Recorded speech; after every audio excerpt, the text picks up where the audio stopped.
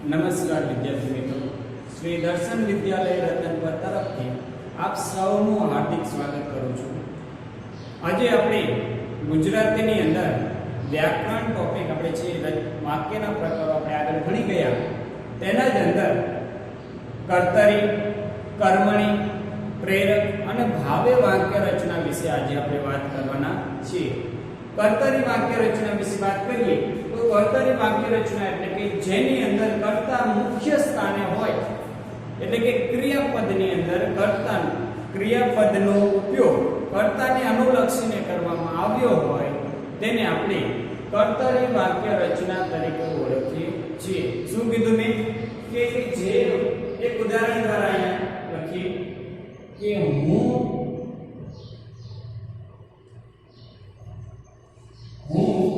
ભણું છું.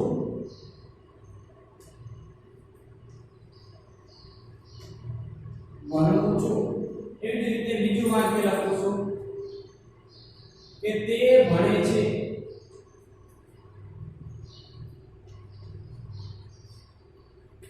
હવે અહીંયા આપણે જોઈએ છીએ કે હું ભણું છું. અહીંયા જે હું છે એના આધારે ક્રિયાપદ મેં શું કીધું કે ક્રિયાપદના ઉપયોગમાં, એટલે કે ક્રિયાપદનો ઉપયોગ કર્તાને અનુલક્ષીને થયો હોય. આ ક્રિયાપદનો જે ઉપયોગ થયો છે એના અનુલક્ષીને થયો, કર્તાને છે. કોણ ભણે છે કે હું ભણું છું. તો આ કર્તા છે એ કેવો છે? મુખ્ય છે. જેવો કર્તા છે એવું એનું ક્રિયાપદ છે. એટલા માટે કર્મણીમાં કર્તરી વાક્ય રચના છે. એવી જ રીતે તે ભણે છે તો તે અને ભણે તે નહીં જોઈ શકાય.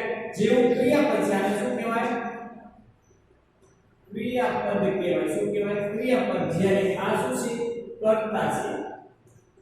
જેવું ક્રિયાપદ છે ક્રિયાપદના ઉપયોગમાં જે કર્તાને અનુલક્ષીને થયું હોય તેને આપણે કર્તરી વાક્ય રચના કહીએ છીએ. વ્યાખ્યા લખીએ તો કે ક્રિયાપદનો ઉપયોગ કર્તાની સ્થાને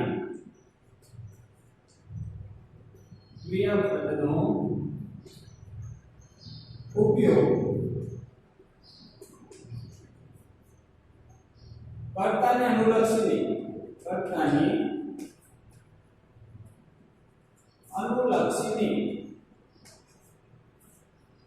કરવામાં આવે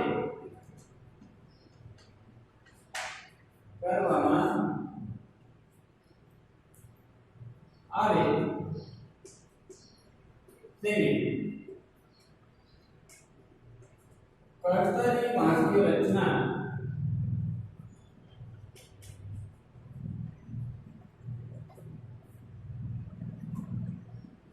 કહેવામાં આવે છે. શું કીધું કે ક્રિયાપદનો ઉપયોગ કર્તાને અનુલક્ષીને કરવામાં આવે તેને કર્તરી વાક્ય રચના કહેવામાં આવશે. અહીંયા જે ક્રિયાપદ છે એ કર્તાને અનુલક્ષીને થયું છે એટલે કે હા, એટલા માટે કર્તરી વાક્ય રચના છે એવું આપણે કહી શકીએ. હવે આપણે જે પણ એની અંદર લખીએ કે જે એનું લિંગ વચન છે, જે એનું લિંગ વચન પુરુષ લિંગ અને વચન જેમ જેમ ફેરફાર થાય છે તેમ તેમ જે રીતે કર્તા ફેરફાર થાય છે એ જ રીતે એનું ક્રિયાપદ પણ ફેરફાર થાય છે. અહીંયા યાદ રાખવાની બાબતોની અંદર જોઈએ કે શું આપણે યાદ રાખવું જોઈએ. યાદ રાખો શું રાખવું છે યાર? તો કે કર્તા સાથે જોડાયેલા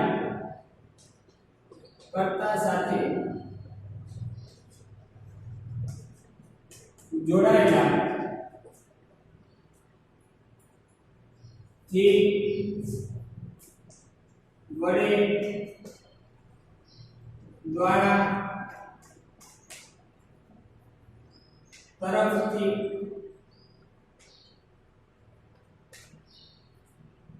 જેવા પ્રત્યયો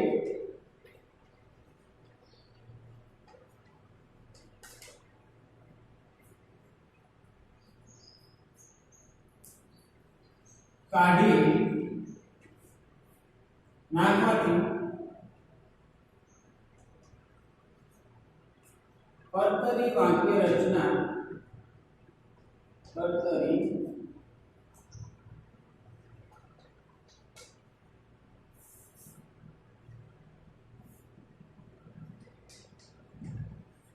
કર્તરી વાક્ય રચના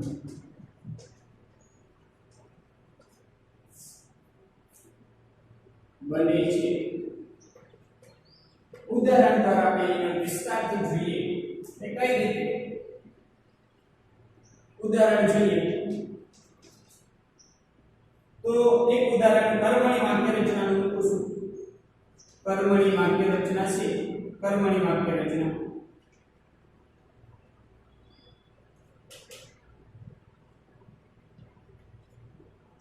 દાદાથી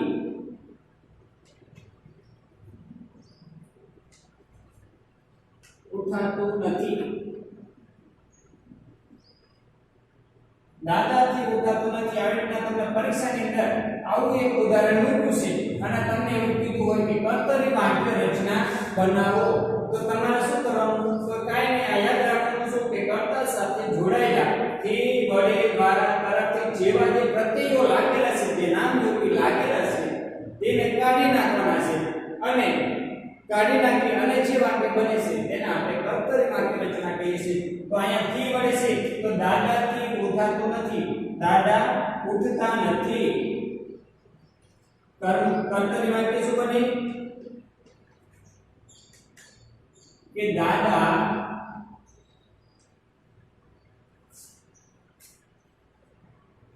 ઉઠતા નથી।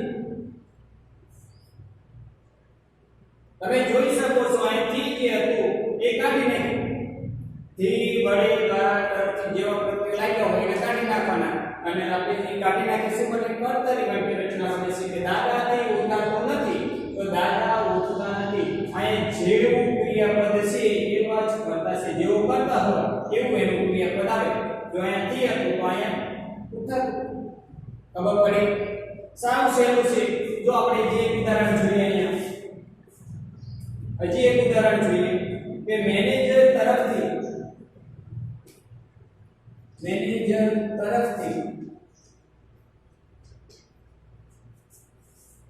વિદ્યાર્થીઓને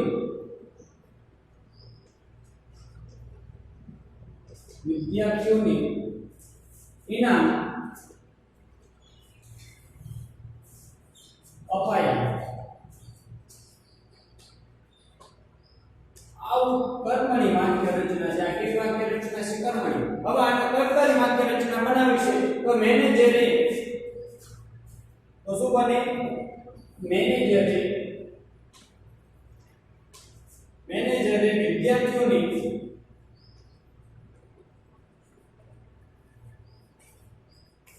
ઇનામ આપ્યા।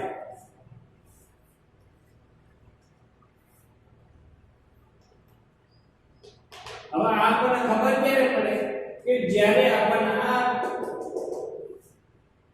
યાદ રાખવાની બાબત આપણને ખબર હોય તો કે થી તમે વડે તરફથી જેવા ક્રિયાપદ જે પ્રત્યયો લાગેલા છે એને કાઢી નાખી અને જે બધે વાક્યને આપણે કર્તરી વાક્ય રચના કહી છે। મેનેજર તરફથી વિદ્યાર્થીઓને ઇનામ અપાયા તો અહીં મેનેજરે વિદ્યાર્થીઓને ઇનામ આપ્યા તો અહીંથી તરફથી જે હતી આપણે શું કર્યું કાઢી નાખ્યું અને એના આધારે કર્તરી વાક્ય રચના બની। તો તમને ખબર પડી કર્તરી વાક્ય રચના। હવે એવો ને એવો એક બીજો નિયમ છે એ જોઈએ કે બીજો નિયમ શું છે। અહીંયા લખીશું કે ઉદાહરણ દ્વારા જોઈએ કે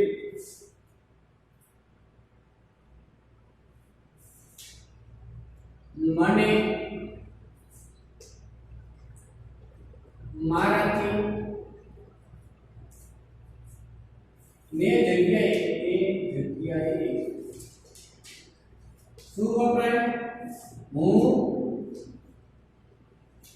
અથવા મેં। મને મારાની જગ્યા પર શું વાપરવાનું છે હું અને મેં। એવી જ રીતે તારાથી ને સ્થાને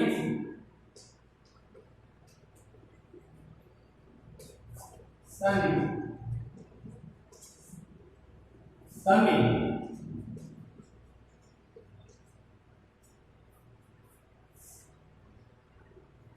એવી જ રીતે તમે તું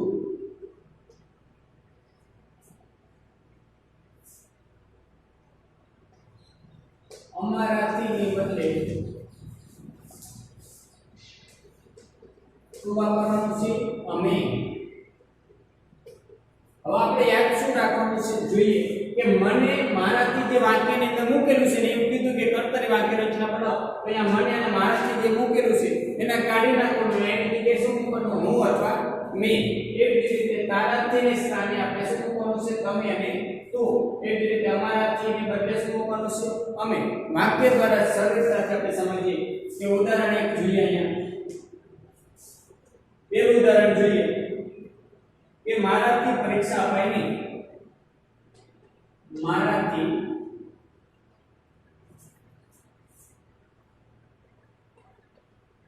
પરીક્ષા અપાય નહીં. હવે આ વાક્યને આપણે શું કીધું કે મારાથી, તો મારાથી હોય આપણે શું લખવાનું? મેં. તો કે મેં પરીક્ષા આપી નહીં. મેં પરીક્ષા આપી નહીં. બરાબર સમજાણું? એવું ને એવું આપણે એક બીજું ઉદાહરણ જોઈએ. તારાથી વાપરો. તારાથી આ કામ થશે નહીં. તારાથી આ કામ થશે નહીં. अब આપણે શું કીધું? તો તારાથી એટલે તમે અથવા તું આ કામ કરીશ નહીં. તું આ કામ કરીશ નહીં. તમે જોઈ શકો છો કે જેવું કરતા હોય એવું જેવું ક્રિયાપદ બને છે. ક્રિયાપદ તરત બદલાઈ જાય. તું તો કરીશ. અહીંયા તારાથી તો થશે. ખબર પડી? તો હજી એક આપણે મારાથી વાળો લઈ લઈએ. અમારાથી. તો અમારાથી રડી પડાય.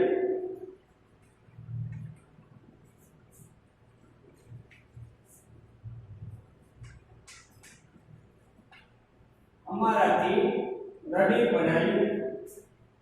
તો અમારાની જગ્યાએ આપણે શું લખતા હતા કે અમે. આની જગ્યાએ આપણે શું લખીએ? અમે. અમે રડી પડ્યા.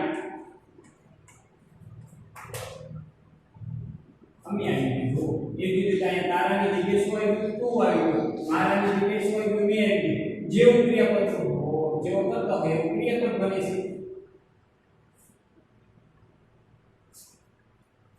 જોઈ શકાય છે. ખબર પડી? સાવ સહેલું છે. તો કર્તરી વાક્ય રચનાની અંદર આપણે યાદ શું રાખવાનું?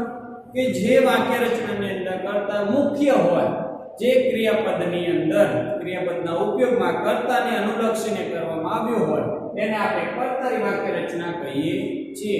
એની અંદર આપણે થી, થકી, વડે એ જે પ્રત્યયો લાગેલા છે પ્રત્યયોને આપણે કાઢી નાખીએ અને જે વાક્ય બને છે એને કર્તરી વાક્ય રચના કહે છે. તારાથીની જગ્યાએ આપણે શું વાપરીએ છીએ? તમે, તું. એ જ રીતે મને, મારાથી આપણે કાઢી નાખ્યા હોય તો એની જગ્યાએ હું અને મેં મૂકવાનું છે. એ જ રીતે અમારાથી જે શબ્દ મૂકેલો છે, જે પ્રત્યય મૂકેલો છે એની જગ્યાએ આપણે શું મૂકવાનું છે? અમે મૂકવાનું છે. અને એના આધારે કર્તરી વાક્ય રચના બને છે. તો કર્તરી વાક્ય રચનામાં ખબર પડી ગઈ. હવે આપણે એક સ્ટેપ આગળ જઈએ. હવે આપણે કર્મની વાક્ય રચના વિશે વાત કરીએ.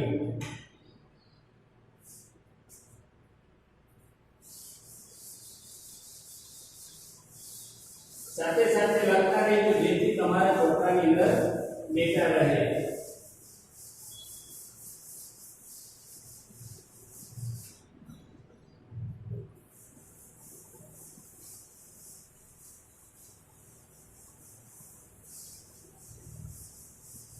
હવે આપણે કર્મની વાક્ય રચના એટલે શું એના વિશે વાત કરવાના છે.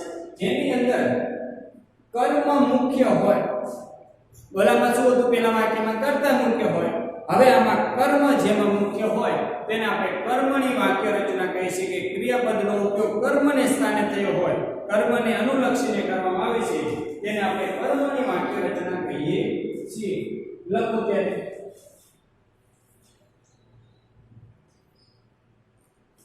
કર્મની વાક્ય રચના.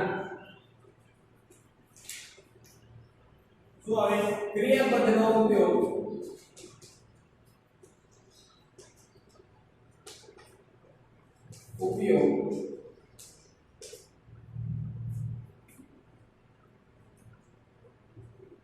કર્મને અનુલક્ષીને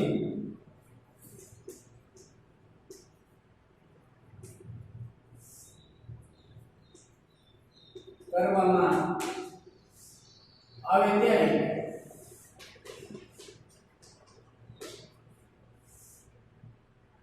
ત્યારે કર્મણી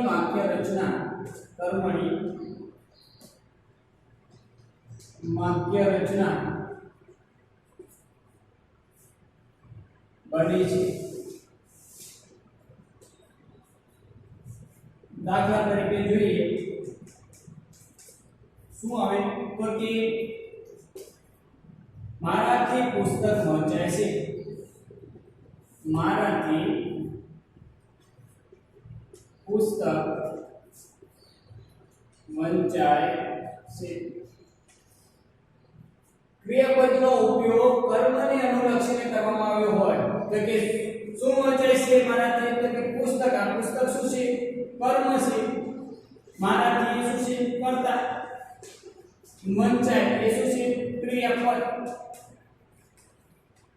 આના મુખ્ય સ્થાન કોનું છે, મુખ્ય જેનું વધારે મહત્વ હોય તો એ શું છે કર્મ, જેના અંદર કર્મનું સૌથી વધારે મહત્વ હોય। વાંચે તો છે પણ શું વાંચે છે પુસ્તક વાંચે છે, એટલા માટે એ શું બતાવે છે કર્મ બતાવે છે। કર્મ કેવું છે મુખ્ય છે, એટલા માટે કર્મની વાક્ય રચના છે આપણે કહી શકીએ। કારણ કે ક્રિયાપદનો ઉપયોગ કર્મને અનુલક્ષીને થયો। આ ક્રિયાપદ જે બન્યું છે એ કર્મના આધારે બન્યું છે કે પુસ્તક વંચાય, પુસ્તક વાંચે। હવે આને આપણે આ મારાથી પુસ્તક વંચાય છે, હવે આને આપણે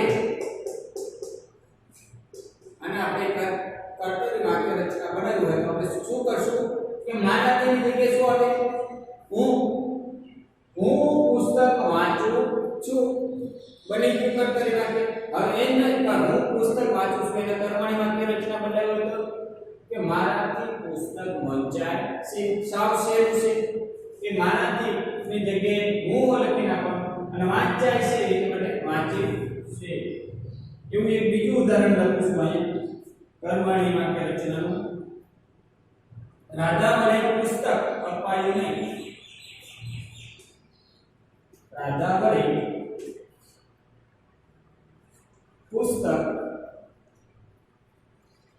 અપાયું નહીં। શું કીધું રાધા વડે પુસ્તક અપાયું નહીં તો શું ન અપાયું પુસ્તક, સાચે એક શું બતાવે છે કર્મ બતાવે છે। જ્યાં કર્મ બતાવતું હોય કેવું હોય તો કર્મની વાક્ય, જે વાક્યની અંદર કર્મ મુખ્ય હોય, જે વાક્યની અંદર ક્રિયાપદનો ઉપયોગ કર્મને અનુલક્ષીને થયો હોય તે વાક્ય કર્મની વાક્ય થાય। જે ક્રિયાપદ છે કોને અનુલક્ષીને થયું છે પુસ્તક, એના કારણે એ કર્મની વાક્ય। હવે આના બે કર્તરી વાક્ય રચના બનાવી તો શું કરશું કે રાધા વડે, તો આપણે આ વડે જે શબ્દ આવ્યો છે પદ આવ્યું છે પ્રત્યય છે નકારી નાખવાનું। રાધા વડે પુસ્તક અપાયું નહીં, રાધાએ પુસ્તક આપ્યું નહીં, સાવ સહેલું। હવે આપણે શું યાદ રાખવું જોઈએ આપણે તો આપણને આવડે તો યાદ રાખવા માટે યાદ રાખો, શું યાદ રાખવાનું છે તો એની અંદર લખો કર્તા ગૌણ હોય છે, કર્તા કેવો હોય કર્તા ગૌણ હોય, મુખ્ય ના હોય, મુખ્ય કોણ હોય કર્મ હોય, કર્તા ગૌણ હોય છે, કર્તા ગૌણ હોય છે અને વાક્યમાં કર્મની પ્રધાનતા હોય છે, કર્તા ગૌણ હોય છે અને વાક્યમાં કર્મની પ્રધાનતા હોય છે। દાખલા તરીકે જોઈએ એક ઉદાહરણ લખું છું। હેમંતથી 5 રૂપિયામાં પેન ખરીદાઈ, હેમંતથી 5 રૂપિયામાં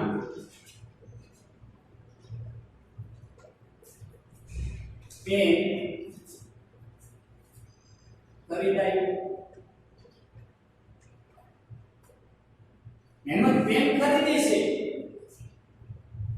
પેન ખરીદે છે 5 રૂપિયામાં. કર્મ શું છે? 5. એટલા માટે હેમંતથી 5 રૂપિયામાં પેન ખરીદાય છે. એટલે કે અહીંયા કરતા કેવો છે? હેમંત પણ કેવો છે? ગૌણ છે અને એનું કર્મ જે છે એ કેવું છે? પ્રધાન છે. એટલા માટે કર્તરી કર્મની વાક્ય રચના છે એવું આપણે કહી શકીએ. હજી એક આપણે યાદ રાખવામાં જોઈએ કે બીજો મુદ્દો શું યાદ રાખવો પડશે કે કર્તા સાથે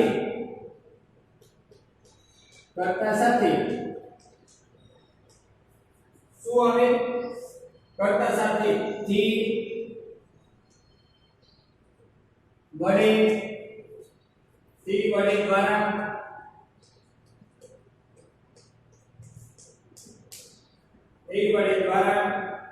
તરફથી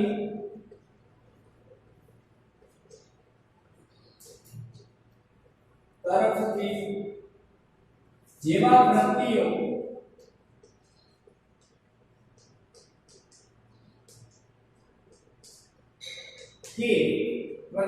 કે નામયોગી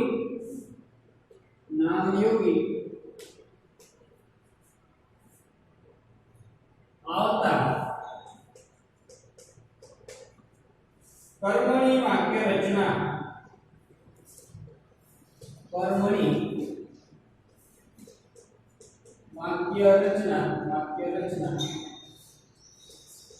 બને છે. હવે આપણે દાખલા તરીકે જોઈએ. શું કીધું કે કર્તા સાથે થી વડે દ્વારા, કર્તા જે છે એની સાથે થી વડે દ્વારા તરફથી જેવા પ્રત્યયો લાગેલા હોય તે હંમેશા કેવું વાક્ય હોય? કર્મની વાક્ય રચના છે એવું આપણે કહી શકીએ. એનો પહેલું એક ઉદાહરણ લખું છું. જિગ્નેશ કર્તરી વાક્ય રચનાનું લખું છું. એની ઉપરથી આપણે કર્મની વાક્ય રચના બનાવશું. કર્તરી વાક્ય રચના. જિગ્નેશ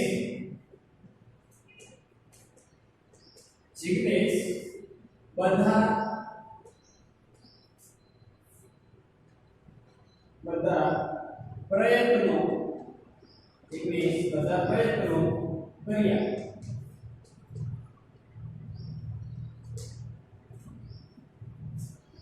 હવે આને કર્મની વાક્ય રચના બનાવી છે. તો આપણે શું કરવાનું? થી વડે દ્વારા તરફથી ઉમેરવું પડશે. તો અહીં આપણે શું મૂકશું તો સરળ સારું લાગશે કે જિગ્નેશ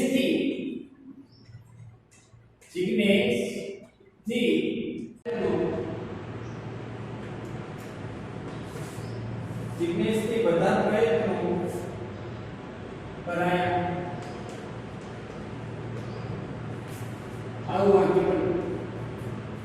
થી લગાઈ પ્રયત્નો આવી ગયા, બધા આવી ગયા. અહીંયા જે એનું ક્રિયા છે કરવું, તો એના અંદર થોડો ફેરફાર કર્યો. કારણ કે જે ઉપર કર્મ હોય, ક્રિયાપદ હોય, કરતા હોય એવું જ એનું ક્રિયાપદ થાય. બરાબર? તો ખબર પડી. હવે આપણે તો કર્મની વાક્ય રચના એટલે શું કે જેની અંદર કર્મ મુખ્ય હોય, જે ક્રિયાપદના ઉપયોગ માટે કર્મનું અનુલક્ષીને કરવામાં આવ્યું હોય તેને આપણે કર્મની વાક્ય રચના કહીએ છીએ. મારાથી થી વડે દ્વારા તરફથી કર્તા સાથે જોડાઈને આવેલા હોય તે હંમેશા કર્મની વાક્ય રચના બને છે. એક યાદ રાખવાનું છે. સાથે સાથે કર્તા એ ગૌણ હોય છે અને કર્મની પ્રધાનતા હોય તેવા વાક્યને આપણે કર્મની વાક્ય રચના તરીકે ઓળખીએ છીએ. હવે આપણે એક સ્ટેપ આગળ જઈએ. કયા સ્ટેપમાં? કે હવે આપણે પ્રેરક વાક્ય રચના એટલે શું તેના વિશે વાત કરવા જઈ રહ્યા છીએ. તો આપણે તેના વિશે વાત કરીએ.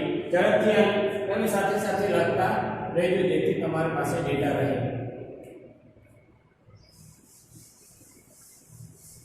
એક મિનિટ.